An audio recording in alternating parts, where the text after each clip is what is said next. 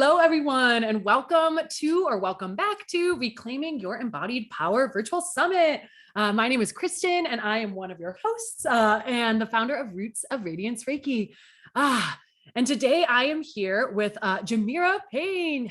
Jemira, another one of your co-hosts. Jemira is an intuitive tarot and human design guide who is passionate about helping you discover your unique intuitive powers to decolonize your thoughts and create the massive social change that you're passionate about. Ooh, yum. All right. Welcome, Jemira. Super glad to have you here. Thanks. Yeah. Oh, well, I would love for you to just share a little bit about how tarot and human design really guide your work. Yeah. So where do I begin? I could talk about this stuff for 17 hours, I swear. So I guess first I'll start with human design. That tends to be the newer thing to people, or the thing that people haven't necessarily heard of or heard a lot about. So human design, much like astrology, is kind of like a personality testing system based on your birthday and time. Human design consists of a lot of different modalities, but the main ones are the chakra system, Western astrology, the I Ching, the Kabbalah, and quantum science, which don't ask me about the quantum science part. I'm not so sure about that one. But so it brings in a bunch of these different elements and gives you a body graph, a chart, much like an astrological natal chart. If you are interested, you can go to mybodygraph.com and look up your chart while type human design types. It's much like saying I'm an Aquarius, like that's a zodiac kind of type. So the human design types are projectors, manifestors, manifesting generators, and reflectors. So on this call, I am a projector and Kristen is actually a manifesting generator, which I'll give a quick summary of like how they all interplay with each other. So if you imagine life as a race, which it is, but each type has their own part of the race. So it's a relay race, and the person starting the race is the manifestor. Manifestors are really created to initiate, which we all are created to initiate the different things in our life, but manifestors can kind of do it without waiting for something else, for somebody else, as opposed to the rest of the types are kind of dependent on some type of invitation from an outside source in a way. So manifestors are here to initiate. They're the start. They're the first person of the race. They're running with their little baton. Manifestors aren't here to really do the things or finish the projects. Those are for the next few types. So the manifestor starts the race, they initiated, they're handing the baton to the manifesting generator. The manifesting generator is here to find efficiencies, find shortcuts, handle a lot of different things, create the roadmap. They're kind of the pace setter in a way, which is why they're second in line. They take a manifestor initiated some type of change, and they really work it. They really figure out how it can come alive, how it can be built. And then after they've zoomed through, created the shortcuts, they then hand the baton to the generator. The generator are the builders. They're really here. Generators and manifesting generators are about 70% of the population. Manifestors are 10. So they are the great builders of everything. I mean, they really have the energy to finish projects that they are passionate about. All types can finish projects, but generators are really here to just work until they're literally exhausted on the things that they love. I'll go into a little bit more about what happens when you're not doing the things you love. But so one thing I hear a lot from like manifesting generators, they tend to start a lot of things, but don't necessarily finish all the projects. Yep, and that is completely fine. Yeah, Kristen has a manifesting generator.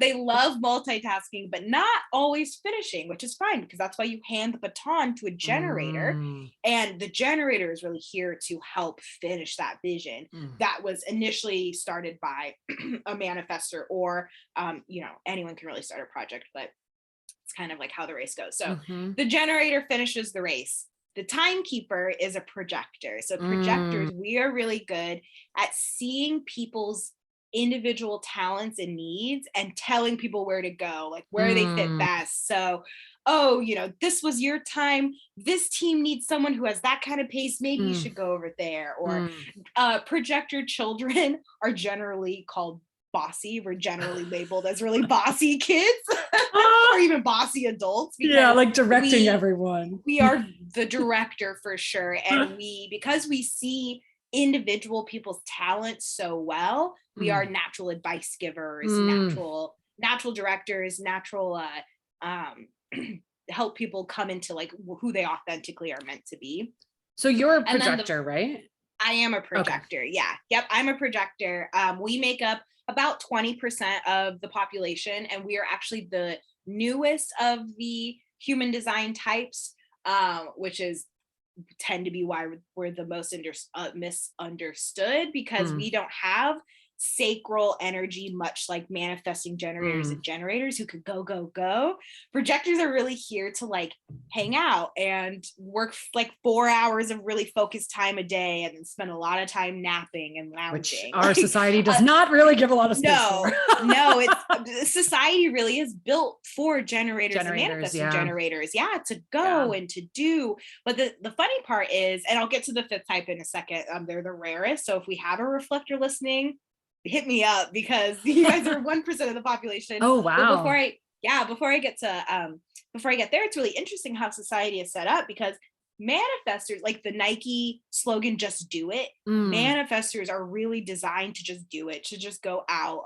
If mm. you have a defined heart center, you also are someone who can kind of will your way into stuff. But so it's funny that we're taught to initiate like a manifestor, yet 70% of the population are people who don't necessarily Mm, initiate that same way. And then we're mhm. all taught to work, but 30%, because manifestors don't have sacral energy either to go, which is why they're the initiator. So it's really funny how, all this stuff is set up. But anyway, and Yeah. then we have the last one, which are reflectors. You make up about 1% of the population, and they are the audience of the race. Mm, So they're cheering you. They're mirrors. They really are mirrors. mhm. They reflect. So if Yeah. everyone's cheering at the race, then okay, the system's going well. If everyone's booing at the race, then Mm, maybe it's a sign that we're not, mm. in cohesion or something like that. Yeah. So that's kind of how all the signs work together, and like a summary of them. And I like to use that different information to kind of embody my own energy as a projector, or help people like as a Yeah. manifesting generator um Yeah, embody I'd love their. to hear a little bit more about that, because I think it's so Yeah. interesting that you named that, like, again, when we're thinking of like, different percentages of the population kind of have these core ways of functioning. And yet there Yeah. is this societal expectation that we're all creating like a Same. generator, or Yeah. manifesting like a manifesting generator. And so I imagine that as we come into relationship with our type here, we can kind of Yeah. reclaim some of the way that we naturally are, instead of forcing ourselves, Yes. right, to like Yeah. be in this way that we weren't necessarily designed to be. Yeah. So, I mean, even like me as a projector, you as a manifesting generator. So, for instance, I talk to like a lot of entrepreneurs, and the hustle culture that we have, inbred or embedded in us as entrepreneurs of go. Well, as a projector, because I don't have the sacral energy that makes a manifesting generator what that type is, I don't have that. That go isn't designed for me. So I now can recognize, okay, I know projectors are about, they cap off at about 4 hours. So as I get closer, what is my body telling me? Mm, Are, can my brain, it just, no ideas can come in and out? Do my eyes get tired? Like, what are those signs of being tired after about mm. 4 hours? As opposed to a manifesting generator who can maybe go 8 hours. What does it feel like for you to have that sacral energy like depleted, like where Mm, you've worked all day on something that you really love? That energy depletion is going to feel very different for you than it is for someone who only is borrowing that energy just by being in your space, as opposed to you mm, as the holder of the energy. And there are mm, different markers for each design type, like your which is kind of how the tarot comes in for me. So your undefined centers, your not self, your strategy, authority, and signature. And all these words are like, what the heck is she talking about? And I will use myself as an example, and I'll go through all of them too. So When I know that I'm living in alignment with my type, I reach my signature. And my signature for projectors is success. For manifesting generators and generators, it is satisfaction. Mm, For reflectors, it is surprise. And mm, for manifestors, it's peace. So when you mm, feel that, when you get an intuitive hit, or you're doing an activity, or you're doing something for your business, you feel that satisfaction, that success, that whatever, that's an indication that my body's in alignment. I feel ready and energized to do the thing. As opposed to your not self, which is the opposite of when you're not really focusing. So for projectors, it's bitterness. I might feel very bitter, mm, very a lot of comparison, a lot of jealousy of the way things are, how people are, or why mm. stuff isn't working for me. Those are signals in my body. Like for me, my head swivels a lot. I'm like, well, I'm not gonna do this. Like that's how I know that I'm bitter, because I do a lot of this. I love that. As opposed to, so for a manifesting generator and generators, your is frustration. Mm, So yep, wherever you come up to frustration, yep, that is a sign that your energy is not being used, in its highest and best way, which yep. is Totally relate inevitable. to that. Yep. Yep. Do you have like a certain, when you feel frustrated, is there a certain part of your body Honestly, where I you was just kind of thinking feel of it? like my like brow stuff, right? Where it's like Interesting. that kind of was like the first thing that came through. I'm wondering if there's Yeah. any other like strong, I'll have to notice like when I'm Yeah, feeling. next So time you I feel honestly, really it's frustrated. probably really like tightness in my shoulder, right? Where it's just like tightness. Yeah, I'll have to notice that. That's really Yeah. interesting. I actually wanted to Yeah. ask you a question and circle Yeah. back to something you'd said a couple times about like not having sacral energy, right? Because I feel Oh, like, yes. right, like, and I'm sure folks in the audience are having questions about this too, because like we are taught, right, that we have all these energy Mhm. centers, right? And so in this way, like we do have energy everywhere. So I was wondering Yes. if you could clarify a little bit what you mean about like not Yeah. having this like defined or having to borrow Yes. the energy. Yeah. So if you look up a body graph, which I guess I could pull one up and maybe share it. I guess I could maybe pull mine up. But while I do that, I'll go ahead and explain it. So when you look at your body graph, you'll see there will be colored in spots and white spots. Mm, So the white spot is an undefined center, meaning you don't have consistent energy. So we all have energy to these spots. I'm gonna actually pull up my chart and share it. Because yeah, I guess a visual would probably be helpful. Oh, except for I can't is it a share. link? Can you send it to me and I'll put it up? Can I? Can I? Wonder. We're doing it live, everyone. I'm Can I'm I? gonna make you the host. Okay. Okay. Cool. Okay. Yeah, no, thanks for bringing this up, because sometimes I spend so much time in this that I forget that I'm speaking a different language sometimes. Okay, wait, sorry everyone. Okay, so as you look at your human design chart, you will see that there are colored in spots, white spots. The white spots are places you don't have definition, so that energy you borrow from other people, you reflect other people. Okay, now it'll let me. All right, can you see the body graph? It says Jemira. Yep. Okay. Do you just see this, or do you also see my computer? I can never tell. No, I just see that and then I see Okay, us. cool. Mhm. Okay, I'm gonna move us to the side. So these white spots are what I mean as undefined, and then these colored in spots are defined. So the sacral center is the center right here. You can kind of see the chakra system, how it's laid out in this. So if you are a manifesting generator or a generator, you are going to have this colored in. And that means that you have a very consistent like supply of this energy that you can wait, and we all can wake up and feel energized, but it's just that like go that society really teaches us. That is where that energy comes from. So if you're a reflector, a manifester, or a projector, you won't have this colored in. And that doesn't mean you don't have energy. That just means your energy is more inconsistent. Anywhere you have a white, it's like inconsistent, and it's bursts. Veronica, who is another human design reader who I interviewed for the summit, she likes to call these plugs. And I think that's a great way to describe them. So because I have these plugs coming out, not plugged into anything, they short out after a while. So that is what I That's a good mean way by to having think of that. sacral or Yeah. having non-sacral energy. It doesn't mean if this is white that you have no energy and that you can never do anything or never finish projects. It just means you need to go about it maybe at a slower pace, maybe at a more inconsistent pace, shorter, more focused bursts Yeah. of energy are things that might.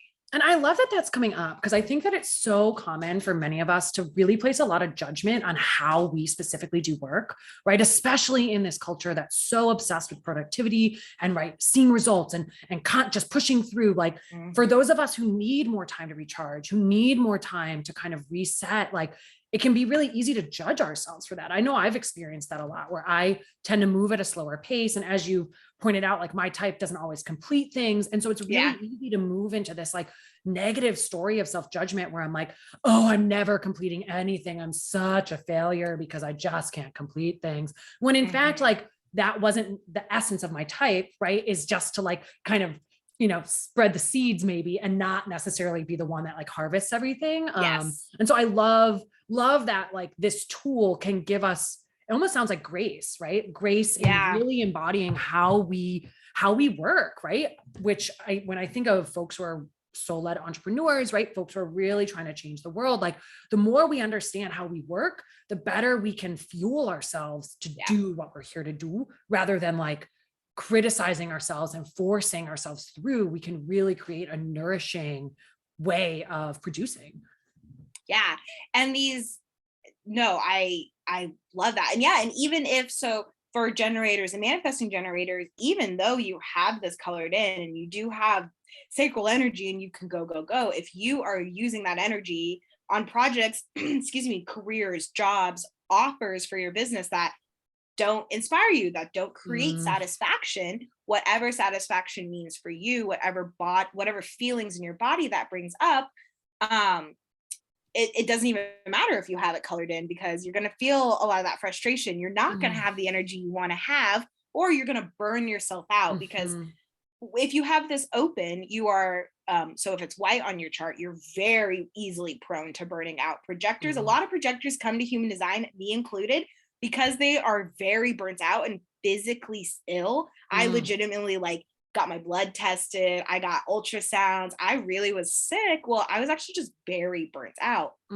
Projectors, generators and manifesting generators can also feel that burnout if your energy is going towards things that you do not care about. You tend to get sick, tend to feel really run down, feel a lot of that frustration. And another way that I use this tool, this system, to recognize where in my body I'm feeling that tension are through these white spaces. So you're not self really content to come out through these white spaces. So for instance, on my chart, my head, my ajna, my heart center, my solar plexus, I'm very open. My root, my sacral, and my splenic are all open. So so what that means is I have an inconsistent energy to those spots, and I amplify the energy of others who have it defined. So for instance, if someone has this emotional solar plexus defined and they're going through something emotional,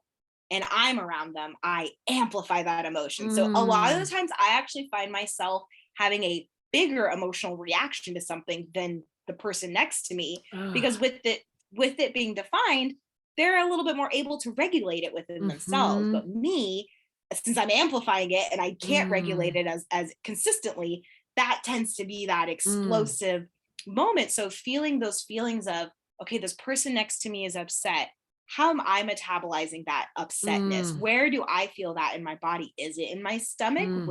Is it, around that solar plexus area? I love that noticing, because I feel like that like experience of co-feeling, right? Of like feeling what other people feel. It's something that we don't always have as much like a language to talk about, but I think it's something we all can relate to, of like having that experience of like, where like, right, where we might be feeling almost like we're like the one processing the feeling for the people, like it's moving Yeah. through us. And like when we can like bring some kind of like a system to it to help our like brains be like, okay, like it's okay that this is happening. This is like just part of the way I function. Like I feel it can help us like embody that more, right? Like, Yeah. Yeah. And yeah. that's exactly how I use the tool, is use this as a tool, not a belief system, but just Mhm. as a tool for your body of yeah, am I trying to solve other people's problems? Am I Mm. trying to feel their emotions? With this center right here, am I trying to prove that I'm worthy? This is the heart Mm. center. So am I trying to prove myself? Am I trying to Mm. work twice as hard as Mm. everyone? How does that feel like for me? Like for me, earlier you had said tension in your shoulders, although this isn't in my shoulder area. When I do feel like I have to prove, I feel like this, like, ugh, you know what I Yeah. mean? I feel it like a weight, right? Like I'm Yeah, carrying, yeah, like, yeah, yeah, yeah, yeah. interesting. And this, Mhm. so when you're on, there's a lot of different websites you can use. I like to use mybodygraph.com, because any of these white spots, when you hover over them, it actually asks you questions like, am Mm. I trying to prove myself? Am I trying to solve other people's problems? The root center, which is actually the center that I'm currently dealing with, Mm. I'm having a lot of lower back pain. I'm Mm. having a lot of thoughts about safety and Mm. finances, Mm. which can be where this energy lives. And Mhm. mine is undefined. So, am I trying to rush? Am I trying to Mm. make sure I'm secure? You know, that energy doesn't naturally come to me. So, am I trying to force that assuredness? Or am I allowing it to flow through me like an open window and innately know that I'm safe? Like Mm. things like that, I really, so yeah, when anytime I have lower back pain, I'm always like, oh, it's that root center, it's the root Yeah. chakra, something's up there. So Yeah. So for folks who are listening, you said if they're interested in this, they can go to, what was the website again? it's mybodygraph.com. Okay, cool. And then that will Yeah. give them some information. But if Yes. they're interested in going deeper, can you tell me a little bit Yes. more about like how you support people to like to use this Yeah. system to really like empower their lives? Yeah. So just from a body graph standpoint, I really help people answer questions. I don't so much read. I mean, I have done readings and I can do readings, but what I really like is coming up with like a situ not coming up with a situation, but addressing a situation in your life and how you can use your body graph to kind of process and understand that situation. So for Mm. me and myself and my safety, security, money things that I'm going through right now, I would look at my body graph and look at all of my open centers and where am I holding tension in those centers. So for instance, my head and my ajna, am I trying to be certain? I'm not Mm. designed to be certain. I don't have that colored in. So what am I Mm. trying to be certain of? What emotions are coming up for me? How am I trying to will myself into safety and not just Mm. accept that I'm innately safe, Mm. emotionally safe in my Mhm. situations?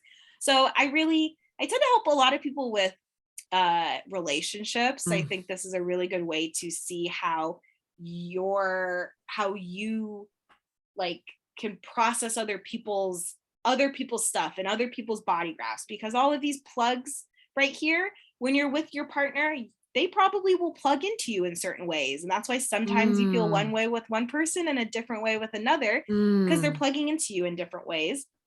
And then I also help people use this tool for the not self. So where are you finding frustration, for manifesting generators, bitterness for me, anger, all of those.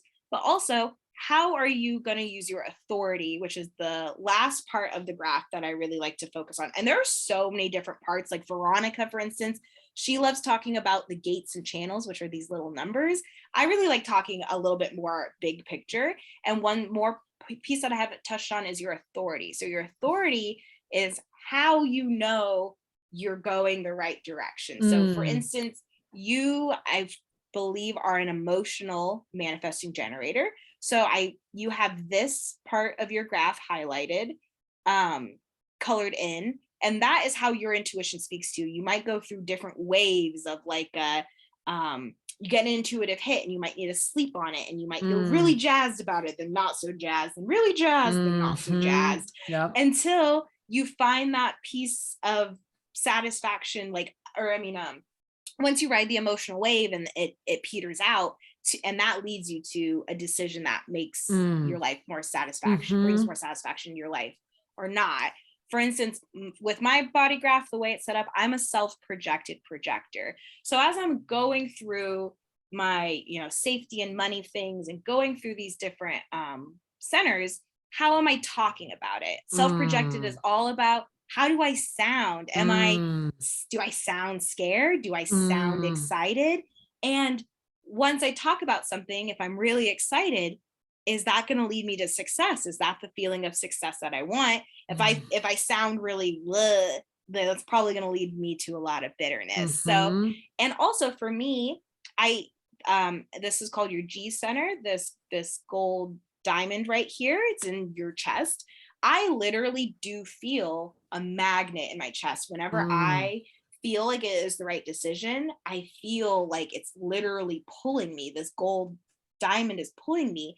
So I just like using spots in your body graph like that to help you come into your body and realize all these small, subtle sensations that you have, like how they are leading. Yeah, super potent, because it definitely feels like a tool that can help us kind of like understand the language of our body, the language of our energy, our unique energetic signature. And I'll name too that, like what you were saying about like riding the emotional wave, like feels very resonant for me, especially in the sense that like, right, like to ride that wave takes time, right? To move through those emotions. And so I'm often perceive myself as very indecisive because right? Because I can't just like make a split decision. I need to feel into it, right? Like I need, like, that's like, I mean, my most recent experience of that was like moving, right? Where it's like picking a new place to live. Like I can walk into a place, a few months. Like I can walk into a place and be like, yeah, I like this, but like, I need to really sleep on it to really feel into like whether or not, like,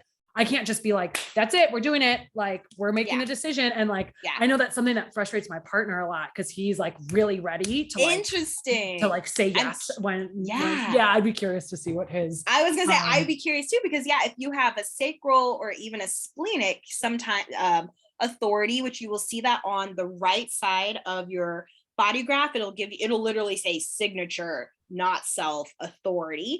If you have like a splenic or a sacral, those can tend to be more instantaneous. Like they just know. Like they just know. And that's why I love this, because it does explain, like for instance, my partner is an emotional manifestor. So he does go through that wave and he doesn't have to talk it out, as opposed to me, I'm like constantly talking, because that's how I find.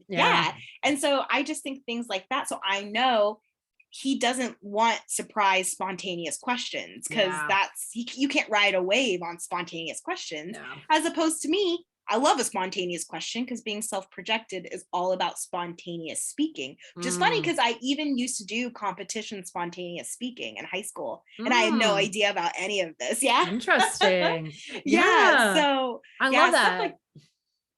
So stuff like that I just think it brings a lot more understanding to how other people, how they process, how they work. Like even for me, like projectors are often called lazy, because we are meant to chill for most of the day. We're really here to guide other people. So we're not the ones necessarily doing the work. And it was really interesting, like, being called lazy my whole life, but then I find this and it's like, well, like that's literally how I'm designed, is to hang out. Like I think it brings a lot more self-compassion to yourself and to others. Well, and I love that, like, it also is such a beautiful reminder that we're all really designed differently, and that like we need every single design in order to like you said with the relay race, right? Like we're all needed in the story, we're all needed in the process. And yet like it's so easy in this culture of comparison, right? To like be like, I need to be like this. And if I'm not like that, then I'm not good. I'm not worthy. I'm not, worth it. Versus being like, I'm inherently like this. I'm going to own that. Like, I'm not made to work 8 hours a day, 5 days a week, whatever. Like, and just own that, and not feel like many of us have had to feel in this world to survive, that like we just have to force ourselves in.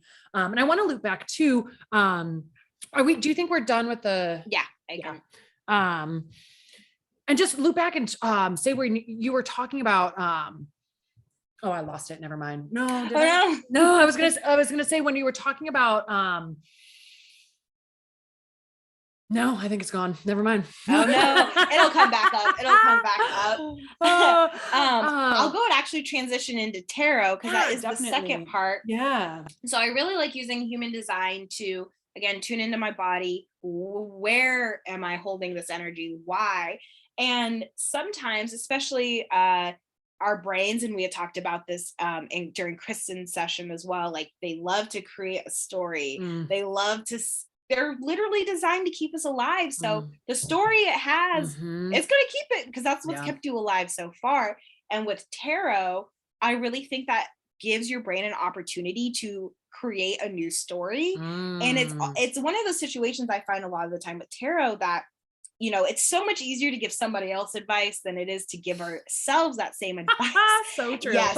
And it's funny that our brain will look at these pictures and it sometimes just treats it like another person. Like, oh yeah, I can see in this card that person's struggling with this, and it's like, well, like that's your stuff. But our brain stuff, it just attaches it to someone else, and it's just really interesting. I think it's a great way to open your brain up to maybe be a little bit more accepting to the things that are happening in your chart, or to the things that are happening, you know, to you. So I really like using them together, because sometimes I've found, like, I once had someone had approached me for a reading, and they were a manifesting generator, and I was talking about the not self of frustration, and I was like, oh, do you find yourself, you know, if you don't follow your intuition, do you get frustrated?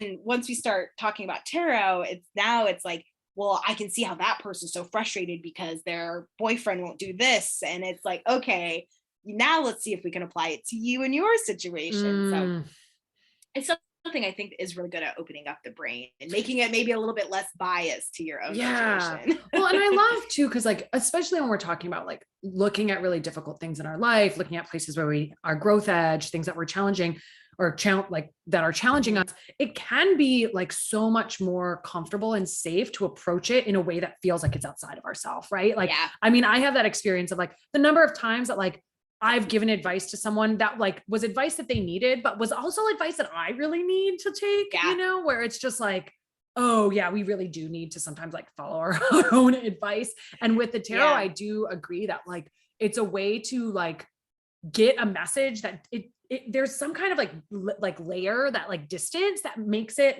feel more palatable. Like it feels like easier to digest, easier to face. Cause again, it's like so much of this self-work, this self-discovery, like it really is work, and it can be really like overwhelming. Like even like looking at that like human design chart, like initially, like I remember the first time I ever saw it, and I was just like, whoa, what is this? Yeah, there's so much like, stuff to look at, you know? And so like having someone like you who like understands like the language of it, I know was really helpful, because I was like, at that point I would have just been like, oh, I'm not using that tool. It is like, it can be really overwhelming. In human design, they have a theory that it takes 7 years to really fully decondition yourself from you know, all the outside influences and really live true to your design. Which I feel like that's so like, and it is, because it's so, like, for instance, I really focus on your open centers and your signature, but some people might focus, there are like little arrows on the top. People focus on those, people focus on the numbers on the side. Like, it's just so much you can get into. It's like choose your own adventure kind of thing. It really where it's like is which section is like calling you the most. Like, which I feel like is true with any of these systems of knowing ourselves, right? Like, I feel like astrology is the same way, right? Where it's like, oh, we start and we understand what our sun is, and then we go deeper and we know what our moon is, and then we know what our rising is, and then, oh, now we're talking about houses, you know? And so I feel like it's like again, where if we try to feed ourselves too much information too fast, we just like are probably going to just like burn out and like be like, I'm never touching that tool again. Like, you know, versus like, for real. Like trying to take like bite-sized pieces and say like, cause even the one that I was feeling really resonant with was the one that you were talking about, like yourself and your not self, where it's like, even just starting there with like, like where do I feel satisfaction when I'm doing something? Because that is a signpost saying you're headed in the right direction, right? Or like, where am I feeling frustration? Because that's a signpost that like, that's not working. We need to not do that, you know? And I love that because like, I also tend to like, well, I do get frustrated a lot. And then I'll also have that critical voice that's like, why are you getting so frustrated? Like, why are you putting so much energy into that? Da, da, da, da. And it's like, no, the frustration is the energy that's trying to tell me, like, make a change. Like, and that's the thing. Like when I've heard some people say like, you know, not necessarily to avoid your not self or, you know, it's a bad thing that you're feeling you're not self. Cause actually like every single time I've felt the most bitter is the times where the next day, like a big change has happened. Like those are the signs. Usually when you get to that point of feeling the not self, that is a sign of a change is on the other side of this because you get to your breaking point eventually, you know, we need to realign, which I think is like, can be such a helpful thing for all of us. Right. Because it's like, I think it's so common to again, like really want to only feel the good feelings, right? Like, oh, I want to feel the satisfaction and the success and the pleasure and the blah, but like those, what we call negative feelings, whether it's anger, frustration, all of that, like I deeply do agree that it's like, those are our signposts. That's like trying to move us into a different direction to say, hey, we need to stop and reassess here. We can't just push forward. And again, like our society loves for us to just push forward, to push through, to just keep going, to just, you know, and I feel like that's so much of this like self-wisdom embodiment message is like,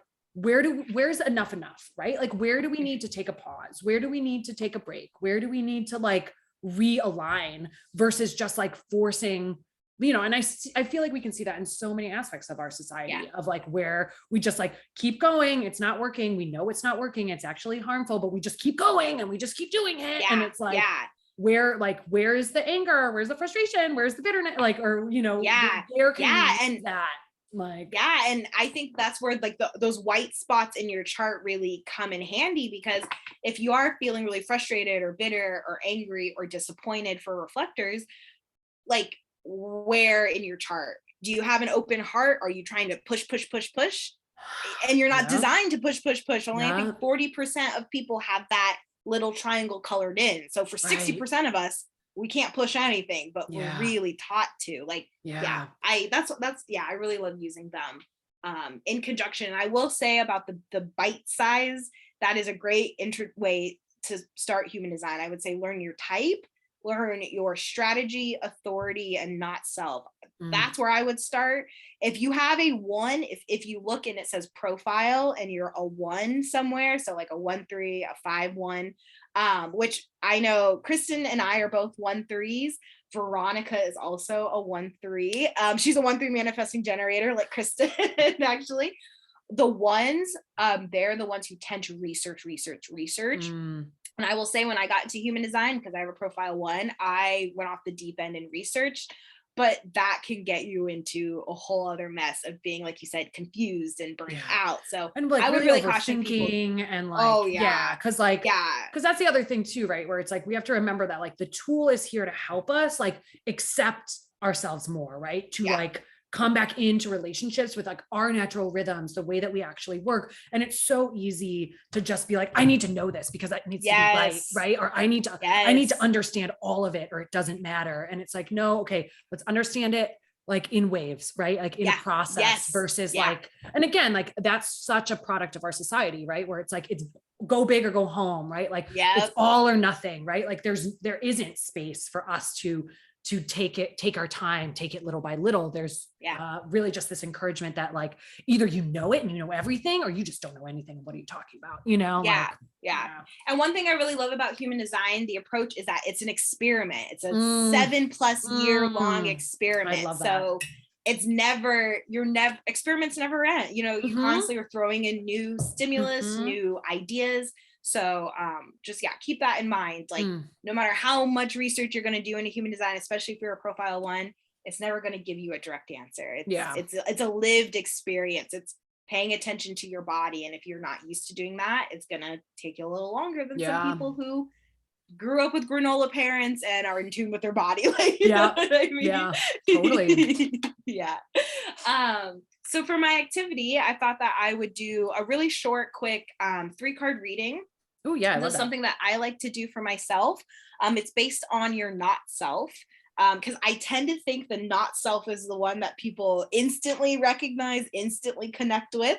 Our brains are primed for the negative because if it recognizes the negative, it can keep us safe. So I think sometimes when I say frustrated, angry, just people are like, oh yeah, for sure. Yeah, But I'm totally. like, when's the last time you were satisfied? People are like, when was the last time I was satisfied? What even does satisfaction feel like? Yes. Yeah, Or what's I a relate success? with that. Yeah. Yeah. And again, like our society, and not just, not just our brains, but our society, like really there is this kind of like over kind of worshiping of that, like the negative feelings, so to speak. Like even as we're taught, like, don't feel those, it's also like we connect with each other more over feeling frustrated than feeling satisfied. At least that's my experience, right? Where it's like, as you said, like much easier to recognize times that we felt frustrated than when we felt, like satisfied or success, or I don't know what the other ones are, but peace and peace right, and surprise. peace, right, again, yeah.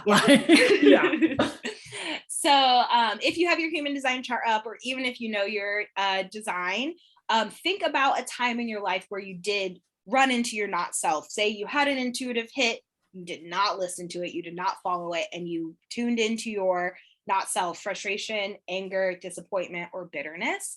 What did that feel like in your body? And where you may be feeling that in your life right now? This first card that I'm about to draw is kind of like where is your not self showing up? Maybe what areas, maybe what relationships with people. You probably already know. I probably don't even have to draw a card for it, but in case you're feeling your not self in a bunch of different places, we are going to start with at least one. And interesting, the card that jumped out is the Hierophant. Hierophant. I feel like people say this in different ways. And it's funny, there's a 5, because this morning I woke up at 5:55. So lots of change, lots of excitement. But the Hierophant, to me, I always think as like a teacher of sharing your ideas, challenging traditions. We were talking about entrepreneurship earlier. I work with a lot of entrepreneurs. I know all of the speakers are an entrepreneur in some way. Where are you challenging maybe hustle culture? Where are you challenging more traditional parts in your business or in your life? Maybe you don't want to get married and your whole family wants you to get married. Maybe it's kids. Maybe you are thinking about, oh, what's this human design thing? But, you're a devout Catholic and you don't want to, that's whatever. Like, where in your life are you maybe being taught lessons that you want to challenge? Or where are you teaching things that, because I think of like religions and consciousness. I mean, he's like a pope. He looks like a pope to me. So maybe areas in your life that deal with nonconformity, tradition, sharing ideas, teaching people might be a space with your not self coming up. Kristen, I know you also read tarot, so go ahead and jump in with any things you see in the cards. No, go ahead. No, keep going. I'm feeling resonant with that though. Okay. Like, yeah, I know for myself, and then I felt really called to bring up this other deck that I think does a really good job of showing kind of emotions, but is sometimes harder to read. So this card might resonate with some people too. They have a big key. I don't know, something about that really, it's like, I don't know, something about a key. But I know for myself, when I was talking about my root chakra earlier, I have been thinking a lot about where in my business am I changing? Like, where am I changing who I thought I was even a year ago in my business? And that's something that does bring up a lot of bitterness for myself, because it would be so easy if I could just sign up for someone's, course and then just, they would show you succeed. Have my first $10,000 month when I have no clients, like things like that. And I've been thinking about for myself, like, where do I want to change that in the online entrepreneur space? Because that is something that comes up a lot. But I would love for you, anyone who watches this, to let me know what areas of your life you're not self for coming up when it comes to tradition, teaching, being even in a space of authority and power. Yeah, totally. Well, and I will say for me, like it's feeling resonant with both like the way that like I myself, and I know so many others are speaking out against like kind of like traditional ways of knowing, like traditional kind of mindsets that are being challenged. Like I'm thinking of like even like the Pluto return within the United States right now, of like where things are really, we're being invited to like reevaluate maybe like what we've been taught, like what we're teaching, how we're teaching. And when I think of like my not self with frustration, it's like, yeah, I mean, I feel a lot of frustration at some of the ways that we're stuck in like ways of teaching, ways of knowing, right? And like that frustration, especially with Reiki, right? I know you, Like, you have a very different approach to Reiki than some other people. And like, and also even when I think of like, even like breaking down the idea of teacher, right? Where it's like in our society, the teacher is the authority, right? The teacher tells you what's true and then you learn it and you write it down, versus what I feel like so many of us are doing, right, is reawakening our inner authority, right? So I'm a teacher, right? But I'm not trying to be the teacher that knows everything, right? Like I'm trying to empower someone to live their truth, right? To walk in their, to embrace their own inner teacher, right? Which is breaking down that kind of like hierarchy of like the teacher is the authority versus like the teacher is helping you to awaken your inner authority. Yeah, no, and I have a lot of, I mean, even for myself, I think about bitterness and what to call myself. I go between like, I'm a mentor, I'm a guide, I'm a healer, all these things, because I really am a perpetual student. And so, you know, and so that sometimes creates a lot of bitterness for myself. In even, you know, what to call myself. So totally.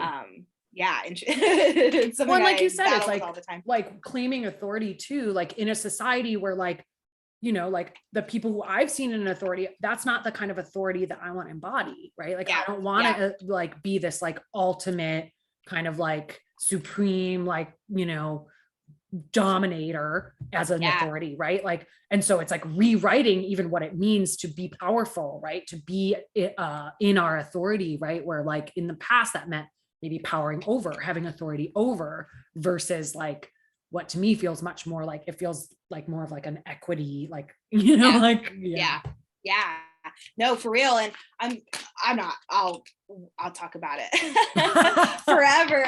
There's one thing human design is based on is like collective consciousness theory. And there is a theory that in 2027, we will shift into a new version of collective consciousness that is less Newtonian hierarchy, physical, and more ethereal interconnectedness. So I think that'll be really interesting. I love that. All right, everyone, watch out for 2027. Yeah, no, for real. Let's get ready. Maybe that's what's been happening. we got a few more years. So this next card, which interesting, is another major.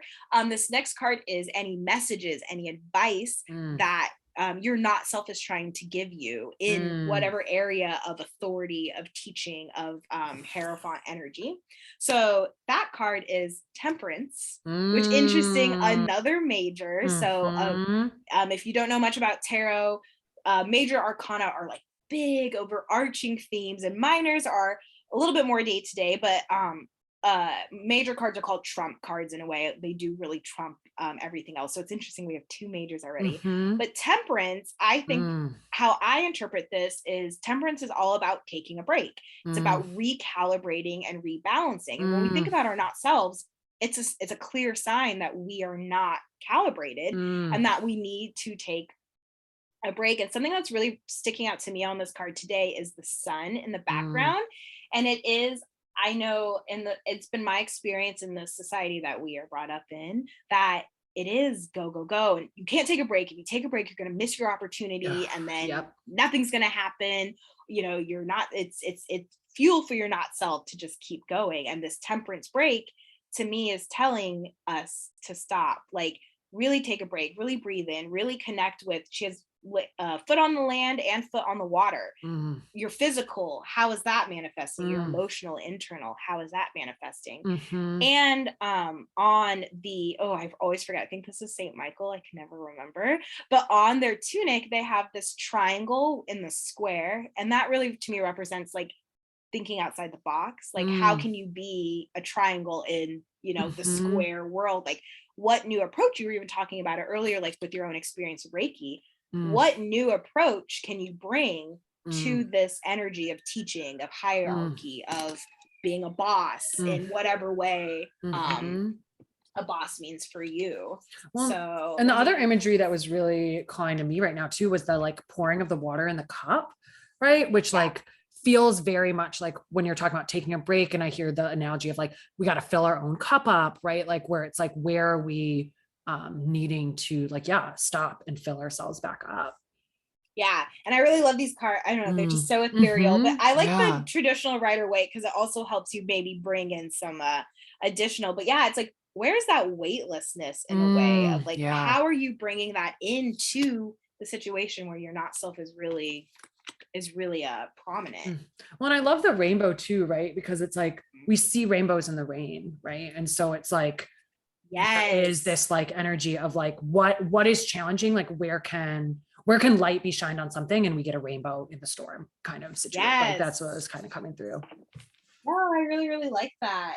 And then this last card is, what is one step you can take to go step from your not self into your signature? So the advice is take a break, but what is like a concrete step?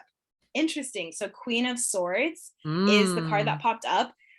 And the word that popped up for me when I saw Queen of Swords is not usually associated with Queen of Swords, so this is gonna be controversial, but what came up to me was compassion. I think it's because her sword is up, so she hasn't made a decision, she hasn't brought it down yet, and I don't know, usually compassion is saved for Queen of Cups. She's a little bit more watery and compassionate, but in a way, it's swords are very practical because they're about the way we communicate, the way we think. So in a way, it's like, what is the first practical, compassionate step you can take?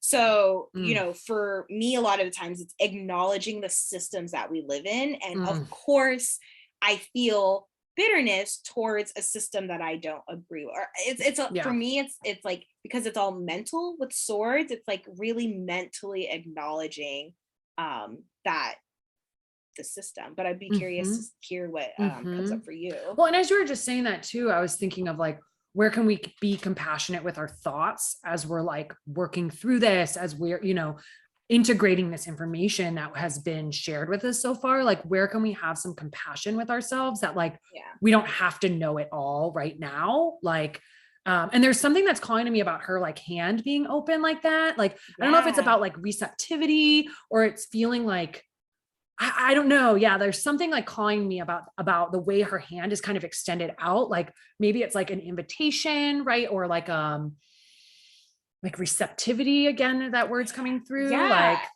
and something that just came up for me when you said it, because I was thinking practical steps.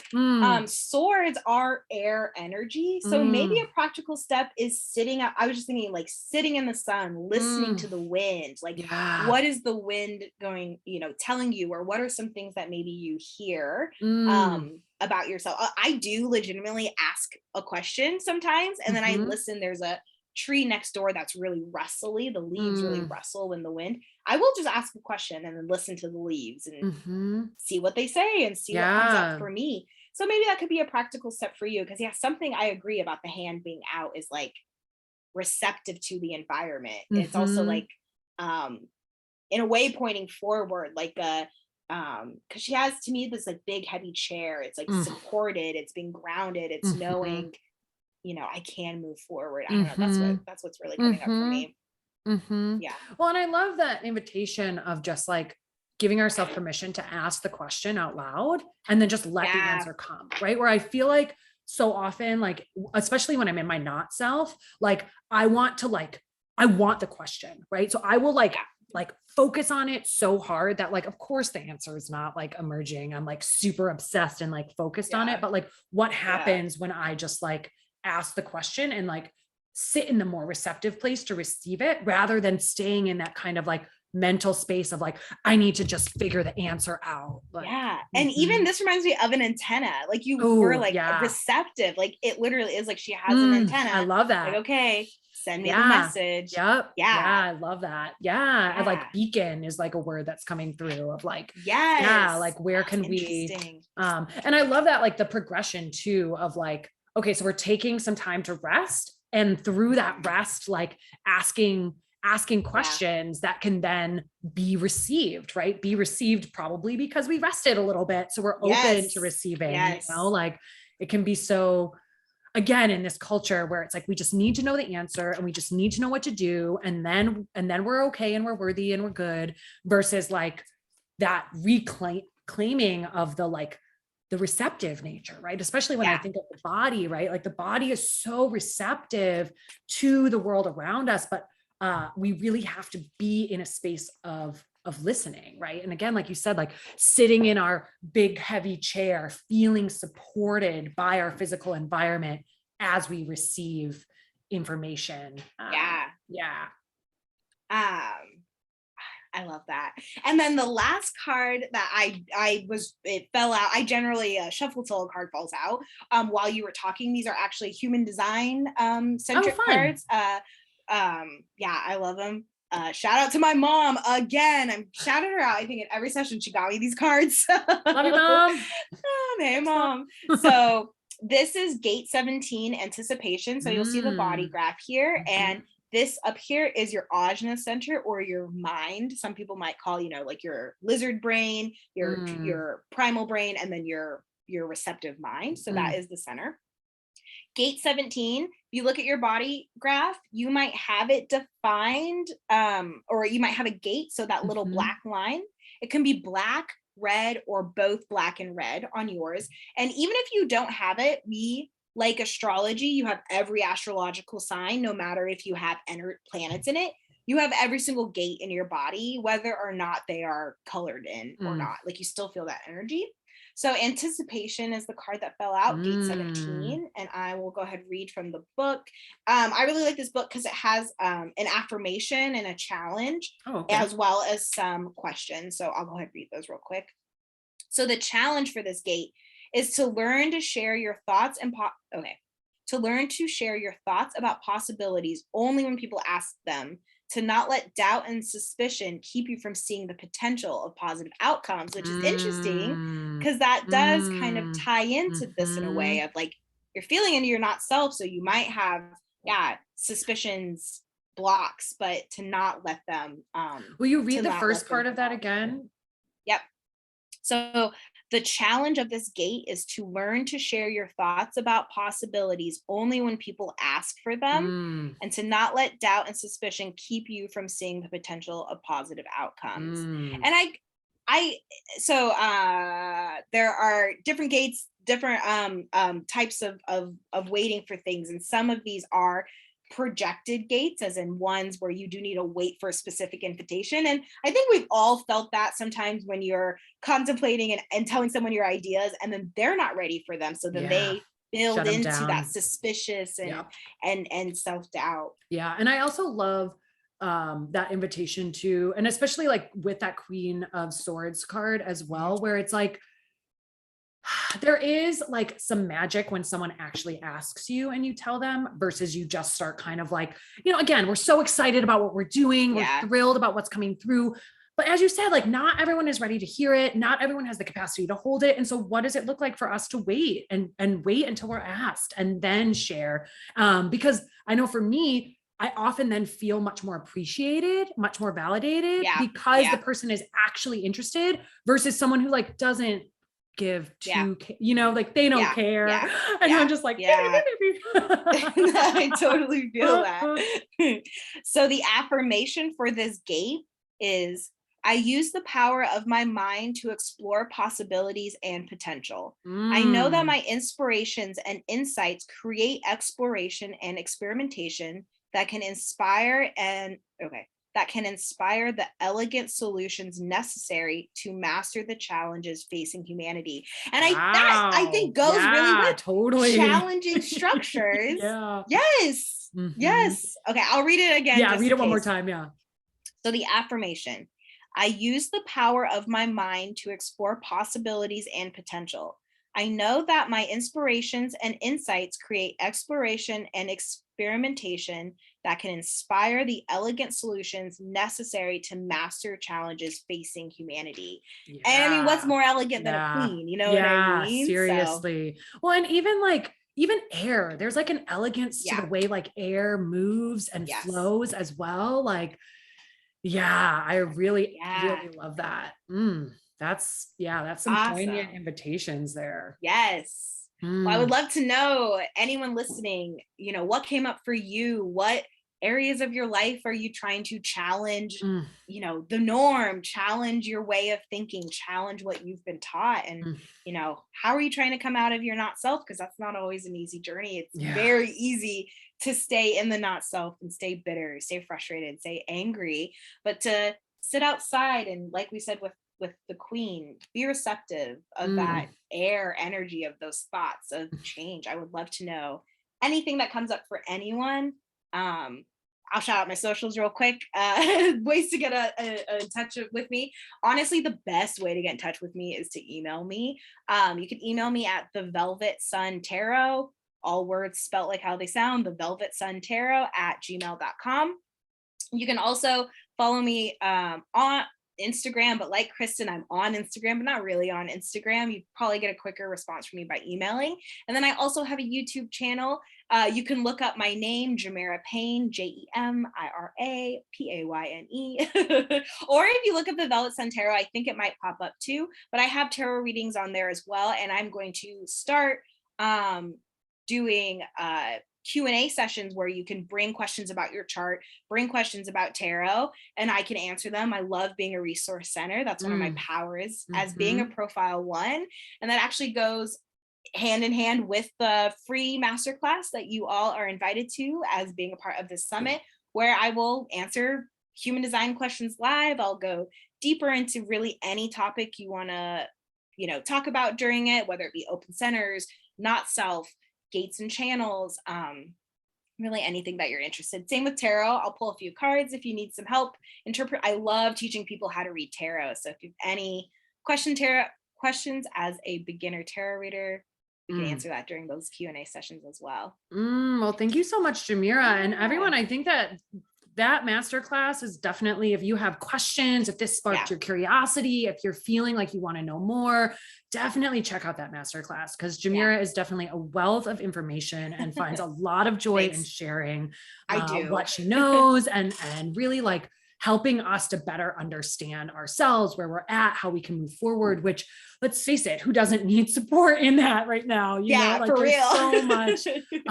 uncertainty and change. And as you said, right, like moving out of our not self, like that's a big, bold choice we're making, right? When we make that choice, when we notice that we're in our not self, that we're feeling frustrated, we're feeling angry, we're feeling disappointed and bitter, like choosing to move out of that energy is huge. I feel like we don't give ourselves enough credit, those of us on Yeah. this journey, for like how big it is that we're saying yes, to change, that we're saying yes to evolving, that we're saying yes to embodying our, what was the other aspect, the like success first, Your signature. our So signature success, self. Yeah. peace, satisfaction, or Yeah, surprise. like Yep. stepping Yep. into our signature self, stepping into our embodied power, really reclaiming like how we work, how we're programmed, like what we are really like here to share. Like that's no small feat. That's no small Mhm. feat. Like that's a big deal that we're saying yes to this. And I feel like I know, at least myself, like I don't give myself enough credit for like consistently showing up on the journey, for Yeah. consistently like choosing to go deeper,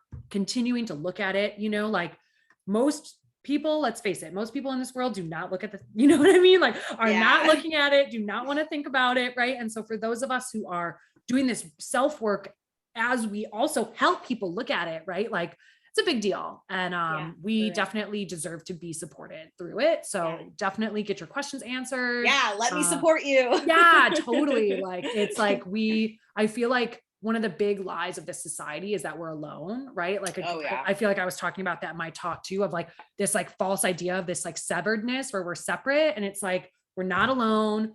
There are so many people here to support us on this path. We're all helping each other rise, right? We're all rising together. Like again, it's like one of my teachers was recently saying like shoulder to shoulder, heart to heart. That's how we rise, right? Like Yeah. that's the only way. And yeah, so here we are.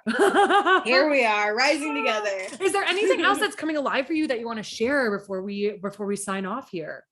No, that's really it. Just keeping an openness and self-compassion, I think, is the biggest key to like finding out all these truths about you. Because sometimes it's not comfortable to look at a chart and all of a sudden be like, oh, I am really frustrated all the time or whatever. So self-compassion, that's my biggest message. Just be nice to yourself, because if you don't love yourself, how the hell are you gonna love somebody else? Right. Preach. So thank you so much for having me. This was so much fun. All right, goodbye everyone, we'll see you in the next one. See ya. Oops.